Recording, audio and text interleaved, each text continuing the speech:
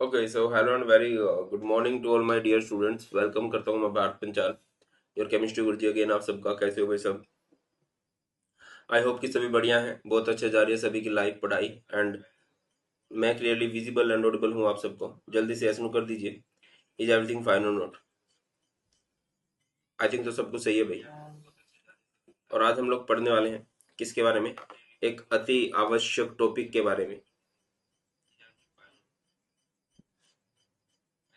जिसका नाम है बेटा वेंट हो फैक्टर। और वेंट हो फैक्टर से पहले हम एक टॉपिक के बारे में और पढ़ेंगे, जिसका नाम है एबनॉर्मल मॉलिक्यूलर मास।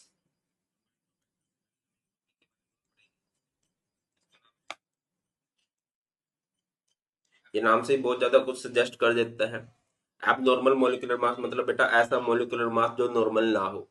और ऐसा होता कब है? देखिए, आपने कोलिगेटिव प्रॉपर्टीज पढ़ी होंगी। कोलिगेटिव प्रॉपर्टीज किसे कहा जाता है? Those properties which depends upon number of moles of solute और अमाउंट ऑफ सोल्यूट, है ना?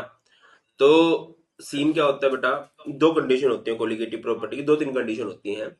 पहली बात है वो डाइल्यूट सॉल्यूशन के लिए एप्लीकेबल होती है, point number one.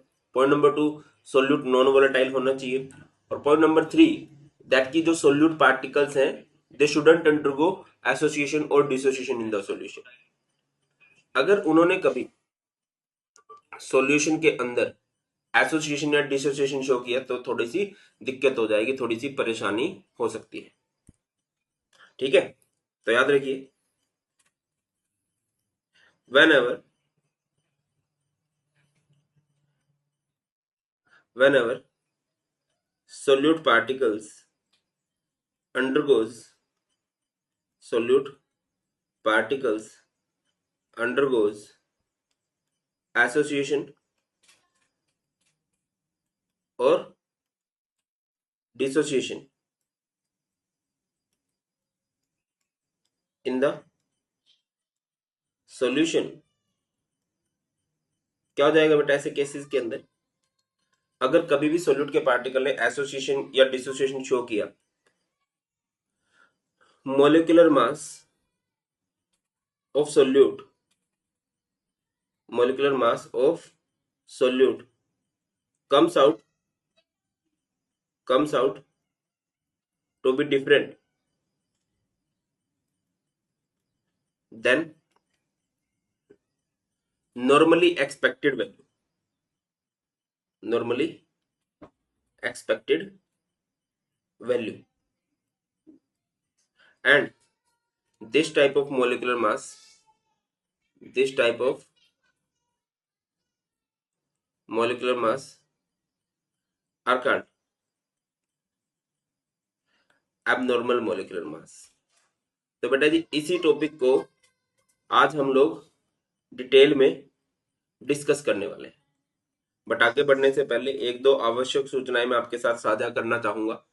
Point number one, that जब भी आप किसी क्लास में एंटर करते हो या जब भी किसी क्लास से एग्जिट लेते हो, जब आप किसी क्लास में एंटर करते हो तो आपको जरूर चेक करनी चाहिए उसकी प्री क्लास एक्टिविटीज।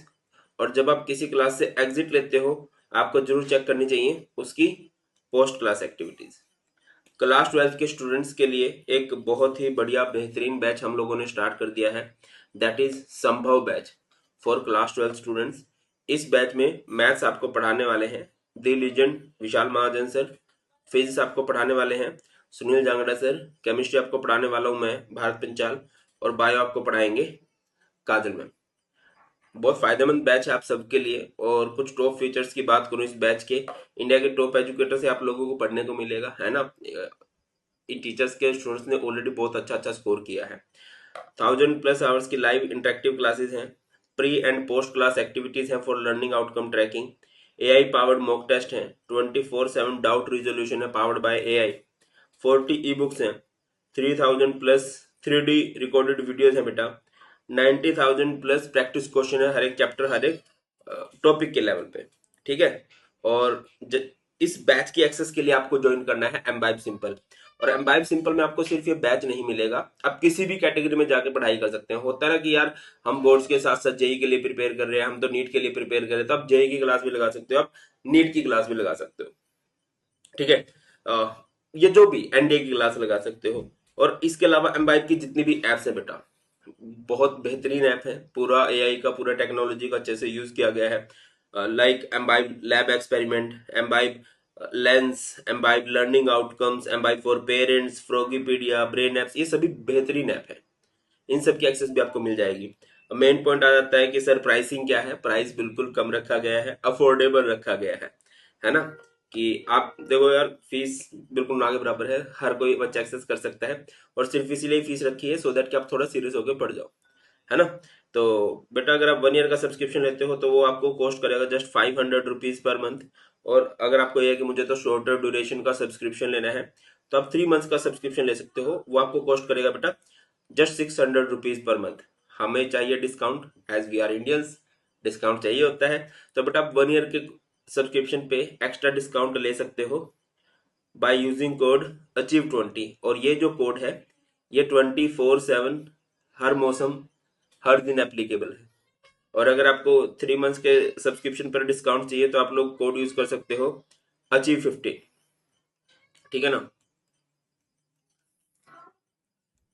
तो बेटा अगेन अब ये है कि टाइम टू टाइम बेटा एक्स्ट्रा डिस्काउंट के लिए आप लोग और भी एक्स्ट्रा डिस्काउंट उठा सकते हो, डिस्काउंट का फायदा उठा सकते हो। अगर आप 1 ईयर का सब्सक्रिप्शन लेते हो तो आप OCN25 कोड यूज करके 25% डिस्काउंट पा सकते हो, है ना। और ये किस ओकेशन पे मिल रहा है आपको? वर्ल्ड ओशियंस डे के उपलक्ष्य में आपको डिस्काउंट दिया जा रहा है। और ये जो कोड है 10 जून को एक्सपायर हो जाएगा। उस टाइम कुछ दिनों बाद नया कोड आएगा, बट ये तो आप कभी भी अप्लाई कर सकते हो, है ना। ऑब्वियसली डिस्काउंट लेना चाहिए। और जैसे कि मैं बोलता हूँ कि एम्बाइब की बुक्स बहुत बढ़िया है बेटा, इस तरह से आपको बुक्स में फील आएगी, देख लीजिए।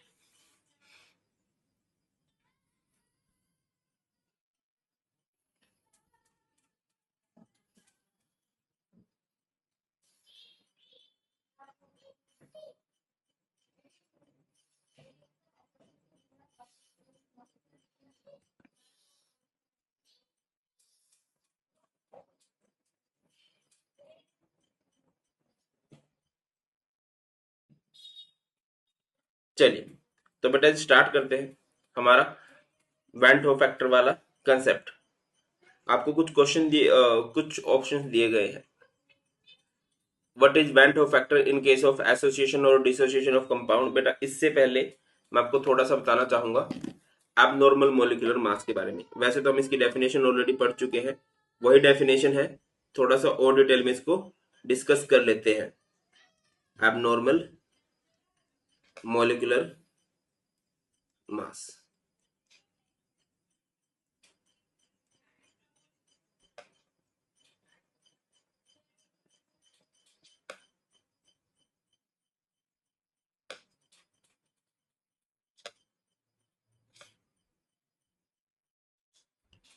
देखो बेटा आपने जितने भी कोलिगेटिव प्रॉपर्टीज देखी होंगी सबसे आप मॉलिक्यूलर मास कैलकुलेट करते हो, ठीक है। तो जो भी मॉलिक्यूलर मास आता है वो एक नॉर्मली कैलकुलेटेड वैल्यू है। बट जब प्रैक्टिकल करके देखा गया तो वैल्यूज कुछ अलग आ गई कुछ केसेस के अंदर। और वो केसेस कब थे? जब भी सोल्यूट ने एसोसिएशन शो की है या जब भी सोल्यूट ने डिसोसिएशन शो किया। मैं आपको कुछ एग्जांपल देना चाहूंगा। एसोसिएशन कहां पर देख सकते हो आप? जैसे कि हमारे पास क्या है बेटा जी, एसिटिक एसिड है। एसिटिक एसिड का फॉर्मूला होता है CH3COOH। इसका मॉलिक्यूलर मास 60 होता है, ठीक है। नॉर्मली भी इतना होता है, कोलिगेटिव प्रॉपर्टी से निकालोगे तब भी इतना ही आने वाला है। हम्म तो इसके 2 मॉलिक्यूल्स ले लिए और इसको डाल दिया आपने बेंजीन के अंदर। वाटर के अंदर नहीं डालना है, वाटर के अंदर कुछ और सीन हो जाएगा। बेंजीन के अंदर जब हमने डाला तो हमने क्या ऑब्जर्व किया बेटा कि ये कुछ ऐसे हो गया, CH3C double bond O OH, और इधर CH3C double bond O OH, ठीक है। यहां पर इनके बीच में हो गई है एसोसिएशन। और इस एसोसिएशन का स्पेसिफिक नाम होता है डाइमराइजेशन। 2 मॉलिक्यूल आपस में जुड़े हैं तो इसको हम लोग क्या बोलेंगे कि ये डाइमराइज हो चुका है, ठीक है। अब समझने वाली बात ये है कि हमने इसका मास मान के चले थे हम 60, इसका मॉलिक्यूलर मास 60 है है ना, एक मॉलिक्यूल का मास। बट ये तो डाइमराइज हो गया, दोनों इकट्ठे एग्जिस्ट करने लगे, तो इसका मॉलिक्यूलर मास हो गया 120। तो इसी को बोलते हैं एबनॉर्मल मॉलिक्यूलर मास। कुछ और एग्जांपल देते हैं, जैसे कि NaCl है। NaCl का मॉलिक्यूलर मास होता है 58.5, और जब हम इसको पानी में डालते हैं तो ये ब्रेक डाउन हो जाता है। इसे बोला जाता है बेटा जी डिसोसिएशन। क्या बोलते हैं बुलबुलो इसको? डिसोसिएशन। ये हो गया Na positive and Cl negative. जैसे कि हमारे पास हो गया CaCl2, है ना, CaCl2 ब्रेक डाउन हो गया Ca2 पॉजिटिव में एंड 2Cl नेगेटिव में। जैसे हमारे पास हो गया MgSO4, ये ब्रेक डाउन हो जाएगा बेटा Mg2 पॉजिटिव में एंड SO4 2 नेगेटिव में। कुछ और लाइक हमारे पास है AlCl3, ये हो गया Al3 positive and 3Cl negative. और कुछ और एग्जांपल, जैसे कि एक ये है K4FeCN6, ये एक फेमस कोऑर्डिनेशन कंपाउंड है। ये हो गया 4K positive FeCN6, very nice, 4 negative, यहाँ पर CN6 है। तो यहाँ पर डिसोसिएशन हुई है। अब जैसे NaCl का मैं मान के चल रहा हूँ 58.5 है, बट ये तो टूट गया 2 पार्टिकल्स में, तो उसका हाफ हो गया जो हम सोच के चल रहे हैं। इसी तरह से K4FeCN6 का जो भी आएगा, बट वो तो 5 पार्टिकल्स के अंदर डिसोशिएट हो चुका है। तो इस तरह से मॉलिक्यूलर मास जो है अल्टर हो जाता है, चेंज हो जाता है। इसी को हम लोग बोलते हैं abnormal molecular mass. Getting my point और नोट, है ना? whenever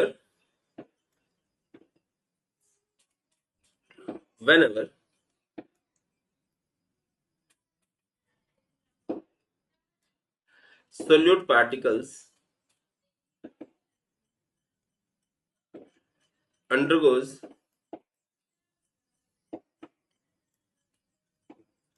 association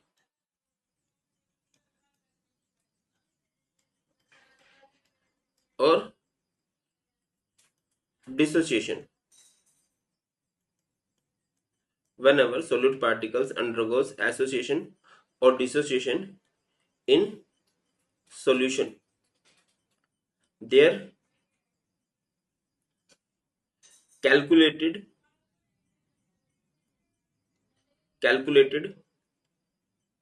molecular mass comes out to be different than their normally expected value. And this type of molecular mass this type of molecular mass is called, क्या बोलूंगा बेटा इस तरह के molecular mass को? Is called abnormal molecular mass, abnormal molecular mass। Getting my point और note? I hope तो आप मेरी बात समझ रहे हो। बिल्कुल डिटेल में आपको सिंपल सी बात समझा दिया कि जब कभी भी सोल्यूट के पार्टिकल ने एसोसिएशन शो की, डिसोसिएशन शो की, तो जो वैल्यू हम मान के चल रहे हैं उससे वैल्यू अलग आने वाली है। और इस तरह के मोलिकुलर मास को ही हम लोग क्या बोलते हैं बेटा? This type of molecular mass are known as abnormal molecular mass. आगे मूव करते हैं। बहुत बढ़िया, शानदार। इसके फॉर्मूलेज क्या हो सकते हैं? देखो यार, आपने सुना होगा पापा की परी होती है ना, होती है ना, इसी तरह मम्मा के मगरमच्छ होते हैं, है ना। तो यहां पर हम फॉर्मूला क्या कर सकते हैं? आई वेंट हो फैक्टर का सिंपल सा फॉर्मूला है, normally man obey their mother. Normally man obey their mother. क्या बोलेंगे? Normal molecular mass, normal molecular molecular mass by observed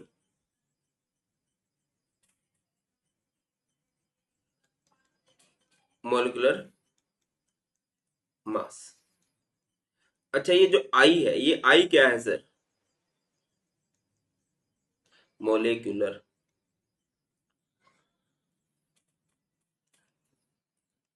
this i is known as van't Hoff factor. क्या बोलते हैं बेटा इस आई को? वेंट होप फैक्टर, जिसके लिए हमारी आज की क्लास रखी गई है ना। इसको रिप्रेजेंट किससे किया जाता है? It is represented by I.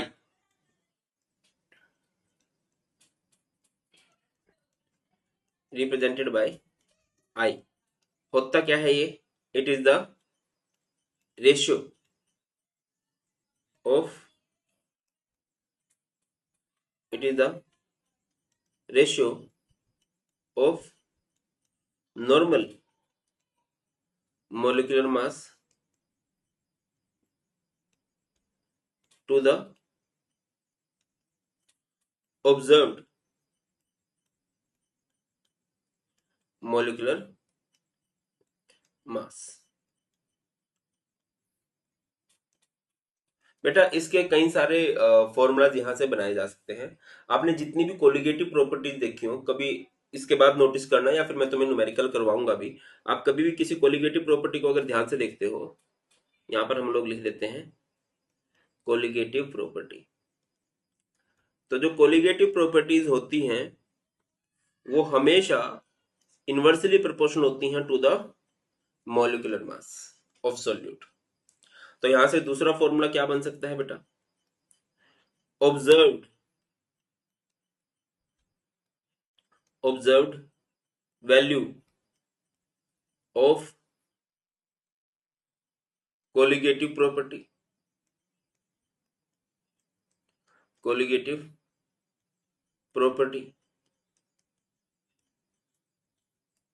To the normal value, normal value of colligative property, है ना। ये फॉर्मूला भी हो सकता है।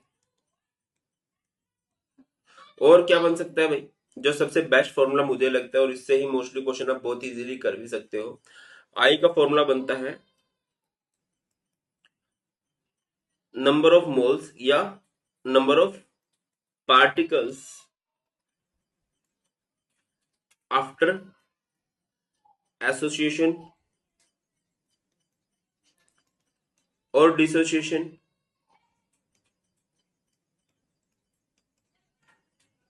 To the number of particles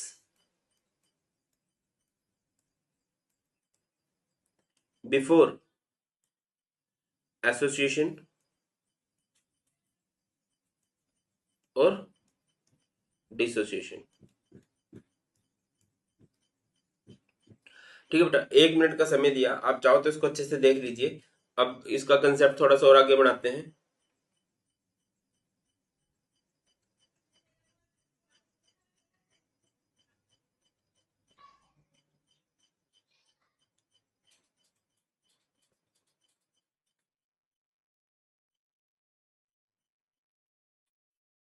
चलिए बेटा, ट्राई कर लिया। देखो, अब यहां से आई का हमने सबसे लास्ट में फॉर्मूला क्या किया है?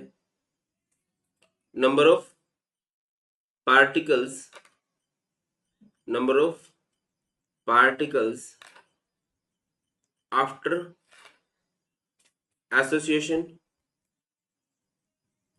और dissociation to the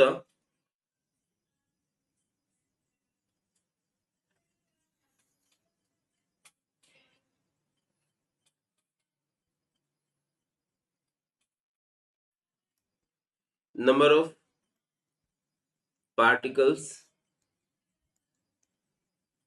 before association और डिसोसिएशन। ठीक है बेटा, अब देखिए एक दो काम की बात। अब तीन केस हो सकते हैं। पॉसिबल है कि वहां पर डिसोसिएशन हो सकती है। In case of dissociation possible है कि उधर एसोसिएशन हो सकती है इन केस ऑफ एसोसिएशन।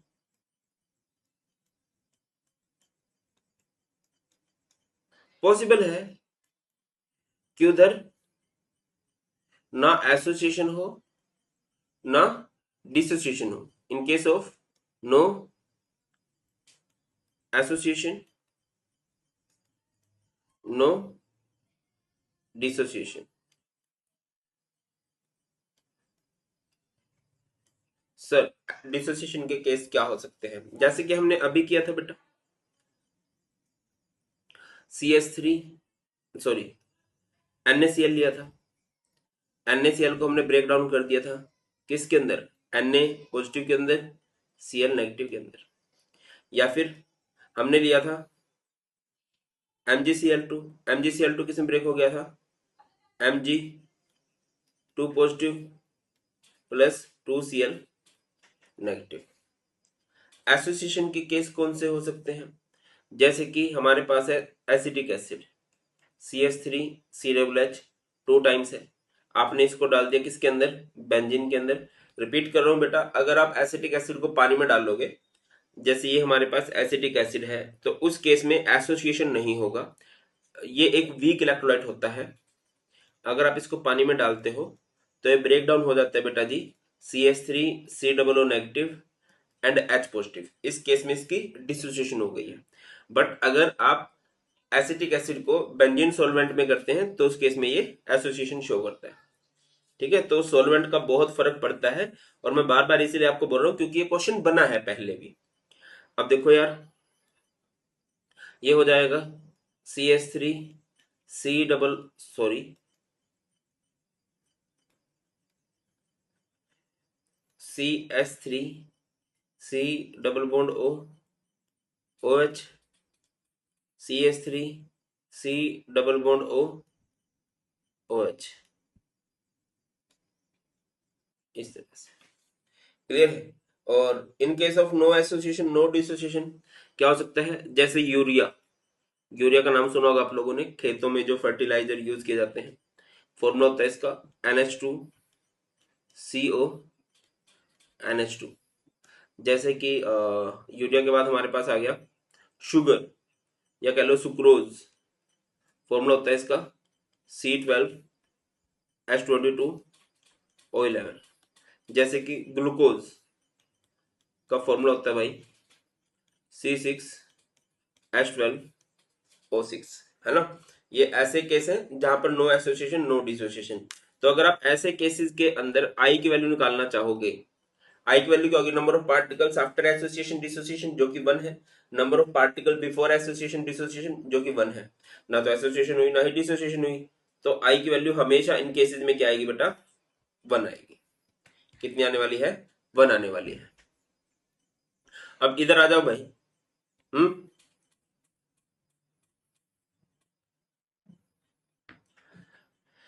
देखिए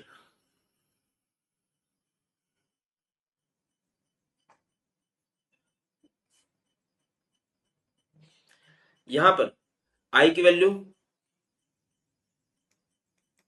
हम देखेंगे, number of particles after association और डिसोसिएशन जो कि 1 है। बिफोर कितने थे इस केस में, 2 पार्टिकल्स थे। तो ऐसे केसेस में आई की वैल्यू हमेशा क्या आएगी बेटा, लेस देन 1 आएगी। अब यहां पर समझो, आई की वैल्यू अगर इस केस में मैं निकालना चाहूं, number of particles after association dissociation जो कि 2 है, बिफोर 1 है।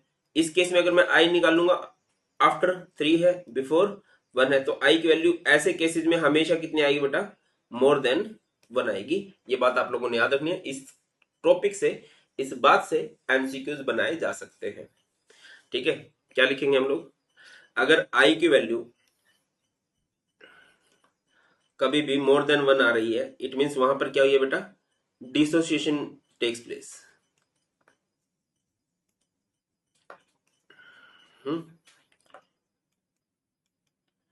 अगर आई की वैल्यू लेस देन 1 है तो ऐसे मतलब यहां पर क्या हुआ है, एसोसिएशन टेक्स प्लेस। और अगर आई की वैल्यू कभी 1 ही हो जाए, it means no association, no dissociation. ठीक है बेटा। अब कुछ केसेस में आपको कैलकुलेट करनी आ जाती है, डिग्री न्यूमेरिकल करने ही पड़ेंगे आपको, degree of dissociation and degree of association. Degree of dissociation हो, इसको भी हम अल्फा से ही रिप्रेजेंट करते हैं, और डिग्री ऑफ एसोसिएशन को भी हम अल्फा से ही रिप्रेजेंट करते हैं। क्या फॉर्मूला होता है अल्फा का? आई -1 बाय एन -1। एन का मतलब होता है number of particles after dissociation, कितने पार्टिकल्स बने हैं। और यहां पर आई अल्फा क्या होगा?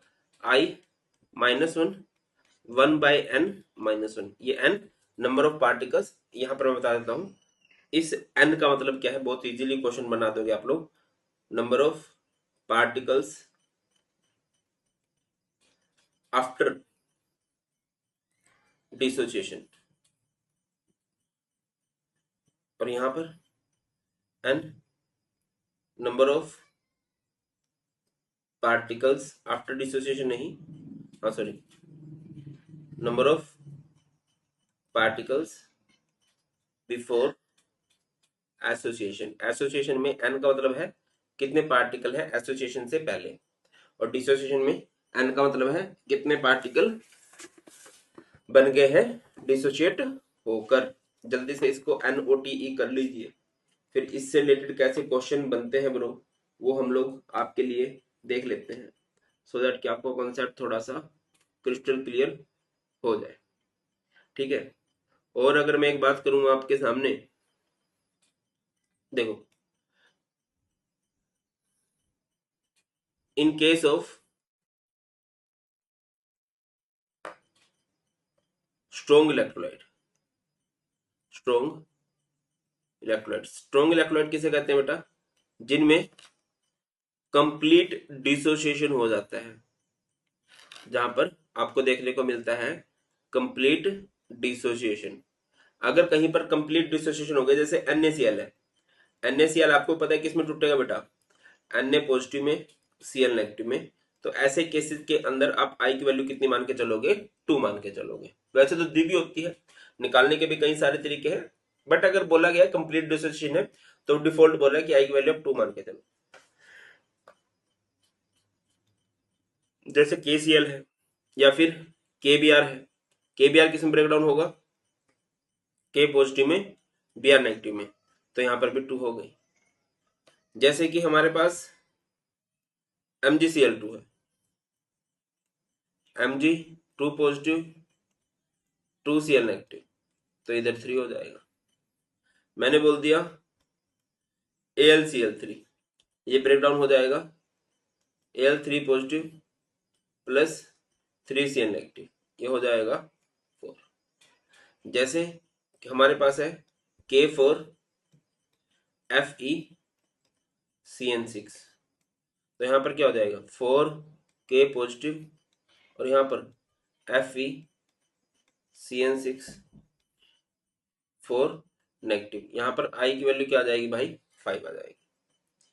गेटिंग माई पॉइंट और नोट? तो इस तरह से अलग अलग केस में आई की वैल्यू आप लेके चल सकते हो। अब आपकी जोरदार फरमाइश पे अगला क्वेश्चन पेश खिदमत है। एक क्वेश्चन ट्राई कर लेते हैं, सो दैट कि इस कंसेप्ट से क्वेश्चन कैसे बनते हैं वो आपको अच्छे से क्लियर हो जाए। Just a minute.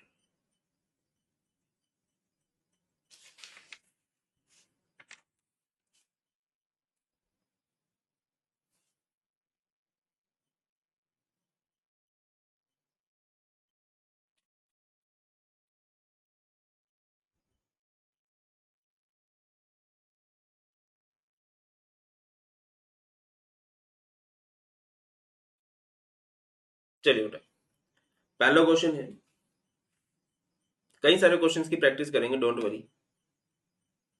क्वेश्चन आपको दे रखा है अ 0.5% aqueous solution of KCl was found to be fridge at -0.24 degree Celsius. Calculate. अच्छा, एक टॉपिक शायद हम मिस कर रहे हैं इधर, वैसे तो बहुत सारे क्वेश्चन उन्होंने भी दे ही रखे हैं।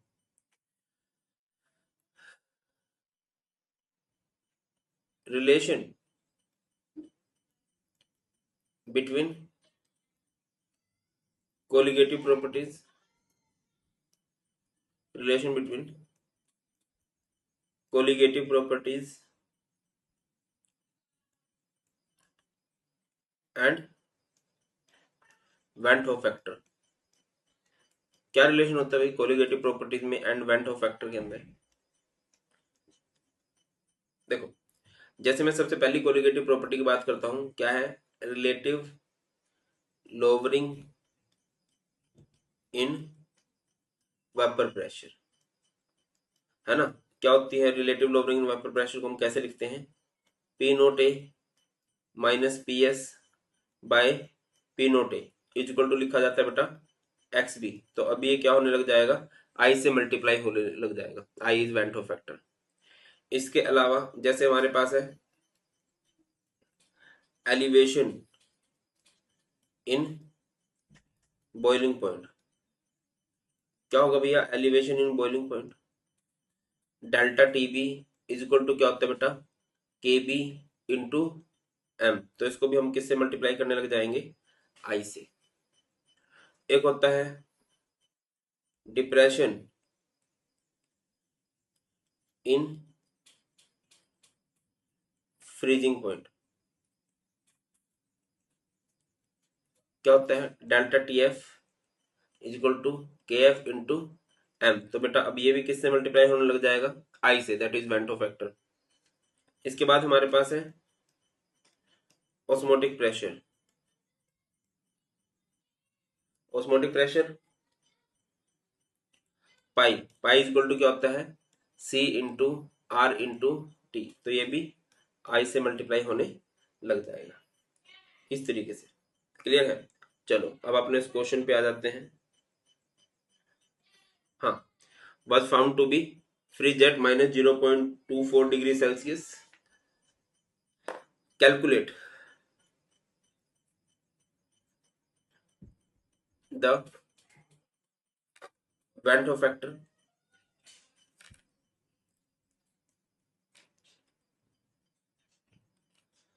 Hoff factor and degree of dissociation of the solute at this concentration.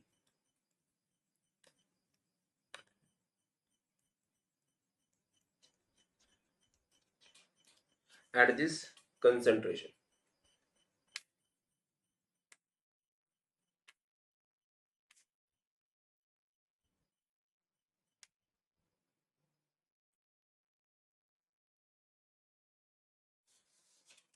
करें बेटा? आपको दे रखा है 0.5% aqueous solution. 0.5% KCl solution means 0.5 gram KCl in 100 gram solution।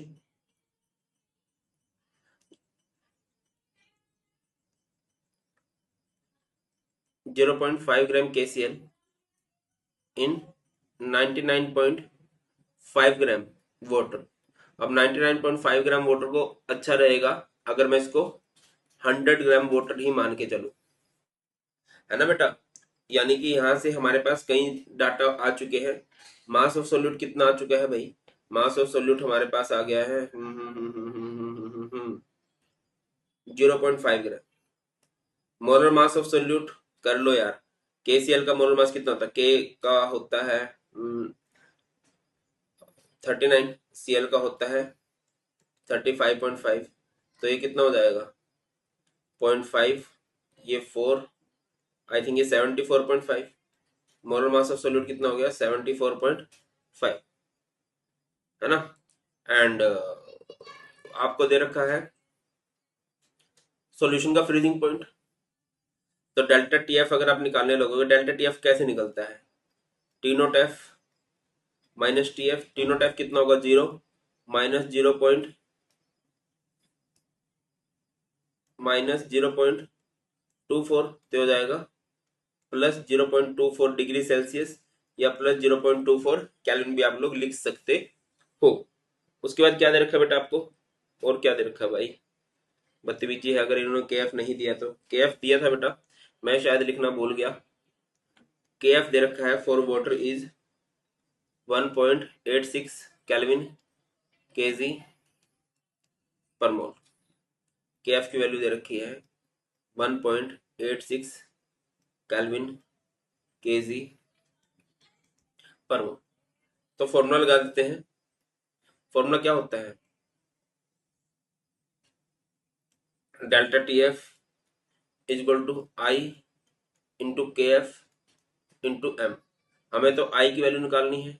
I का फॉर्मूला क्या बन जाएगा, delta TF by KF into M। I को इधर रख लो, फॉर्मूला क्या बन जाएगा, डेल्टा TF इधर आएगा, KF M यानी मोलैलिटी, मोलैलिटी का फॉर्मूला वॉशिंग मशीन ऊपर जाएगा, 1000 में आएगी, कहाँ से आएगी भाई, वॉशिंगटन से ऊपर चला जाएगा। ठीक है बेटा, पहले पूरे का पूरा फॉर्मूला वो कर लीजिए, फिर करते हैं। तो यहाँ से WA mass of solvent in gram हमारे पास है 100, डेल्टा TF कितना आया है 0.24, मोलर मास ऑफ सॉल्यूट कितना है बेटा 74.5, KF कितना दे रखा है 1.86, मास ऑफ सॉल्यूट कितना है बेटा 0.5 और इंटू में 1000। आपके लिए मुश्किल कैलकुलेशन मैं कर देता हूँ। डेसिमल के बाद 2 नंबर है, यहाँ पे डेसिमल के बाद 2 नंबर है, तो डेसिमल से डेसिमल कट, डेसिमल के बाद 1 नंबर है, डेसिमल के बाद 1 नंबर है, डेसिमल से डेसिमल कट, डबल जीरो से डबल जीरो कट हो जाएगी, है ना। और ब्रो और क्या हो सकता है, हाँ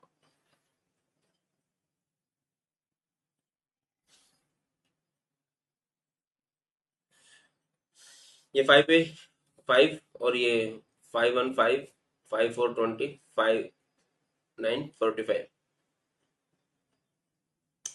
ठीक है। और ये किस पे जा सकता, 4 पे या नहीं, 4 पे तो नहीं जा सकता, 3 पे जा सकता है, 3 8 जा 24 और ये 3 6 18, ये 2 62, फिर ये 2 पे जा सकता है, 2 4 जा 8 और ये 31।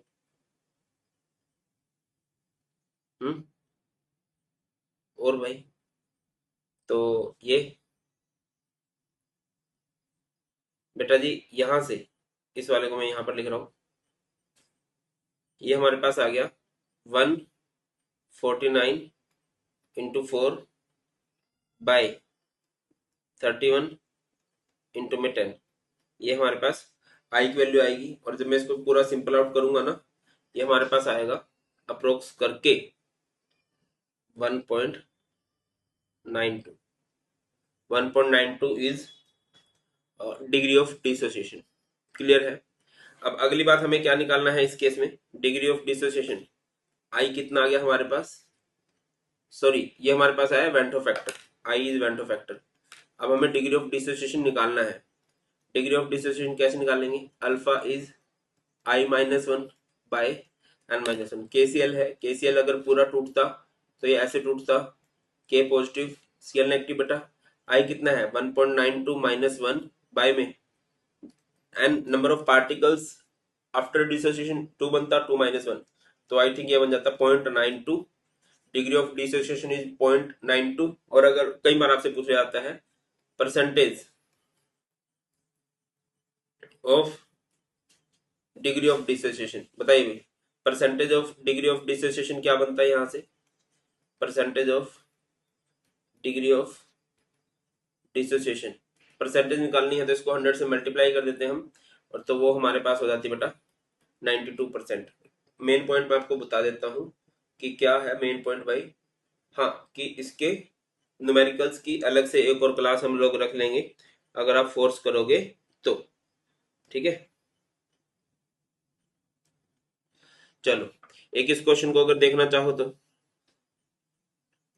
Dissolve in mole depression constant percentage, ये क्या है डिजोल्व बोल रहा है। इस क्वेश्चन को ट्राई करना चाहो तो मैं तुम्हारे लिए कुछ कुछ डाटा सोल्व कर देता हूँ। WB मास ऑफ सोल्यूट कितना दे रखा आपको 3 ग्राम, मास ऑफ सोलवेंट इन ग्राम कितना दे रखा है बेटा आपको 36 gram, shows are depression in freezing point, delta TF कितना दे रखा आपको 1.70 kelvin, molar depression constant KF कितना दे रखा आपको 4.9। What is the percentage of association if it form dimer, dimer का मतलब आई की वैल्यू क्या हो जाएगी यहां से 1/2 कर दो पुट, डाइमर का मतलब होता है दो मॉलिक्यूल जुड़ जाना, है ना। तो पहले तो डेल्टा TF का फॉर्मूला क्या बनेगा बेटा, delta TF is equal to बन जाएगा I into KF into M, I KF M यानी molar mass of solute, molar mass of solute कितना बनेगा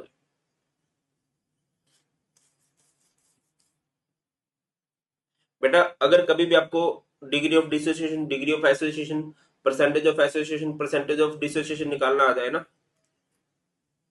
तो आप आई की वैल्यू निकालते हो ऐसे केसेस में, आई की वैल्यू एक बार के लिए हमें निकालनी पड़ती है, तो आई को इधर रख लो, ये क्या बन जाएगा डेल्टा TF बाय, ये तो कुछ कुछ वैसी कहानी हो गई, तो आई की वैल्यू डेल्टा TF यहाँ पर KF M यानी मोलैलिटी, वॉशिंग मशीन 1000 में आएगी, कहां से आएगी भाई वॉशिंगटन से आएगी। मोलर मास ऑफ सोल्यूट कितना है दे रखा है क्या कहीं, बेंजोइक एसिड है, बेंजोइक एसिड का मोलर मास पता होना चाहिए, क्या होता है बेंजोइक एसिड, बेंजोइक एसिड होता है C6H5COOH, कार्बन का 12 हाइड्रोजन का 5, कार्बन का 12, दो ऑक्सीजन आ गए, दो ऑक्सीजन का 32 एंड हाइड्रोजन का 1, जोड़ दो यार 5 और 1 6, 6 और 4 10 और 2 12, एक बचा, एक और एक 2 और 3 5 और 7 अगेन 12, 122 आ गया 122। डेल्टा TF डेल्टा TF दिया था यार इन्होंने 1.70, मास of solvent in gram 36, KF भी दिया ही होगा, देना चाहिए भी 4.9, मास ऑफ सोल्यूट कितना था बेटा 3 इंटू में 1000, इसके डेसिमल हटाएंगे तो अपन में 100 लगेगा, इसका डेसिमल हटाओगे तो पर वेरी नाइस क्या लगेगा भाई 10 लग जाएगा, 00 से 00 कट हो जाएंगे, है ना। और मुश्किल कैलकुलेशन क्या, ये 3 ये 12 पे चला जाएगा, है ना। और क्या हो सकता है,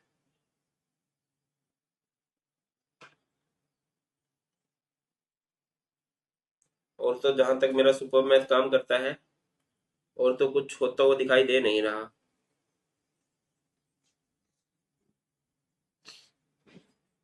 तो ये आएगा बेटा 122 इंटू में 17 इंटू में 12 बाय 49 इंटू में 1000। एक मिनट यार, यहाँ पर मेरा सुपर मैथ काम नहीं कर रहा है, आप लोगों को पूरा ही सॉल्व करना पड़ेगा ये, just a minute.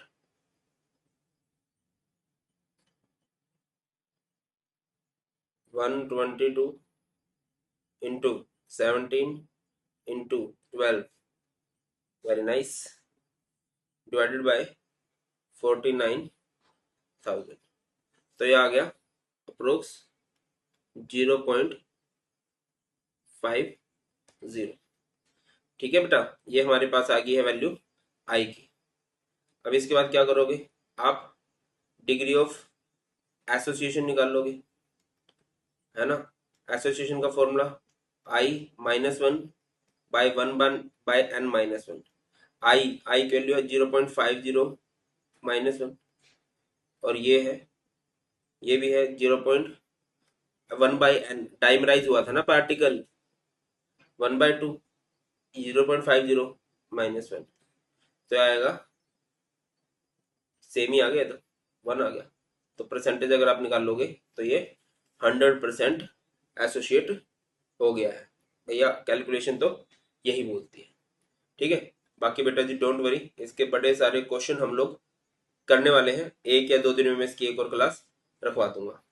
That's all in today's class. बहुत अपना रखिए ख्याल, बहुत जल्द मिलते हैं। God bless you all, please take care. जय हिंद।